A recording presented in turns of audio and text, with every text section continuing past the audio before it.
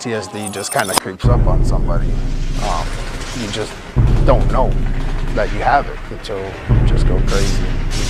You know what I mean? You need the help. Less than 1% of our Americans are veterans who fight for our lives.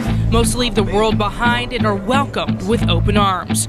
But some have to live with the lifelong terror of post-traumatic stress disorder and other mental and physical illnesses. World War II veterans supposed to do. And these Korean veterans are all in their 70s getting to be, you know, it's hard for these people to do that.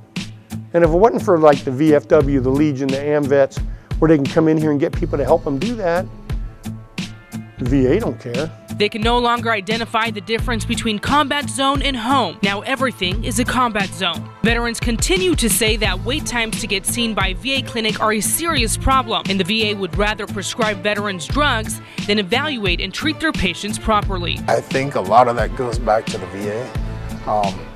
The VA just wanting to just drug the people up, give them 13 different types of drugs that actually makes them worse, instead of giving them the help that they need. VA primary care physician in Tucson says their #1 priority is patient care. As a physician, you know, my first rule of thumb is do no harm, and the second rule of thumb is, you know, to heal when possible, to comfort always. As a physician, that's my oath, and taking that to the veterans means a lot to me. Codd says many of these veterans can barely walk, let alone make their way to Tucson for treatment. They're a lot older. A lot of them can't even, they're not even mobile. They're either in wheelchairs or they have walkers or canes. So it's hard for them to get around, let alone go all the way up to Tucson to go see a doctor. T. Brown, whose husband is currently in a VA hospital in Tucson, has been caregiving for her husband for the past 30 years. Tough on you because you're up like every hour checking to make sure he's okay.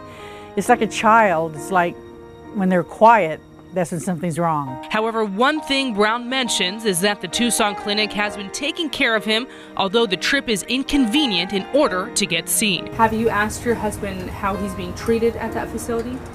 They treat him really good. Recently, they've been having a little bit of problems. I do not know why, and because we used to have our care here, the people used to come out to our house and give him blood tests, and now they're saying we have to go to Tucson.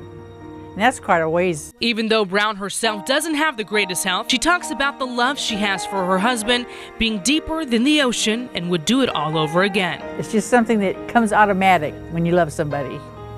It's an automatic thing, and as I said, I do it for the day I die.